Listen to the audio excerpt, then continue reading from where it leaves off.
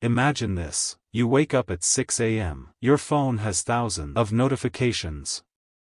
The news is talking about you. People are chanting your name in the streets. Military generals are waiting outside your door. The country's flag is hanging behind your chair, and then someone walks in and says, "Sir, the country is yours. No elections, no parliament, no courts, no opposition. No one can stop you.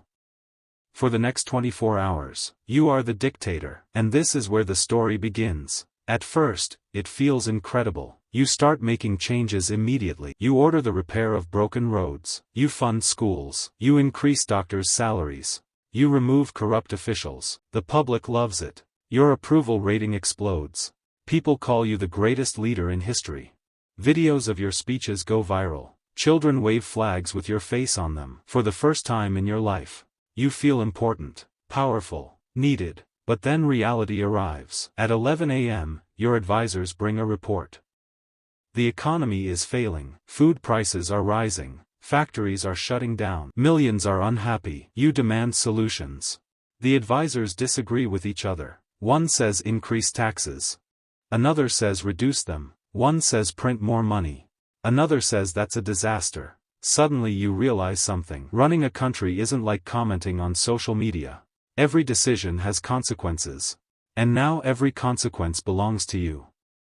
By noon, protests begin. Not everyone likes your policies. Some citizens say you're moving too fast. Others say you're not moving fast enough. News channels criticize you. Journalists question your decisions. Influencers mock your speeches. And for the first time, you feel anger. After all, you're trying to help. Why are they attacking you? Then one of your advisors leans closer and says, "Sir, you could silence them." The room goes quiet. Because you can. You're the dictator. Nobody can stop you. You don't do it, at least not yet. But the idea stays in your mind. As the afternoon passes, the pressure becomes unbearable. Every problem in the nation lands on your desk. Crime, poverty, corruption, unemployment, education, healthcare, everything. You haven't eaten. You haven't slept. And millions of people expect miracles. That's when you discover the first brutal truth of power. People blame leaders for everything. Even problems that existed long before they arrived. By evening, the protests grow larger. The criticism becomes louder. Your supporters demand action. Your enemies demand your removal. The country becomes divided. And then your advisors return. This time with a list of names.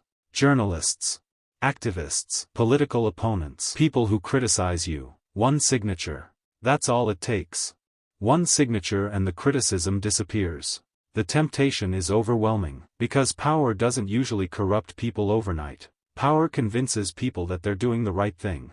You sign, not because you're evil, not because you hate freedom, but because you're tired, because you're stressed, because you think it's temporary, because you believe you're saving the country. And that's exactly how many dictators begin, not as monsters, but as people who convince themselves that the ends justify the means. The next morning is strange. The criticism is gone. The protests have stopped. The news praises you. Everyone seems to agree with your decisions. At first, it feels amazing. Then you realize something horrifying. Nobody is telling you the truth anymore. People aren't agreeing because you're right. They're agreeing because they're afraid. And fear creates silence, not loyalty.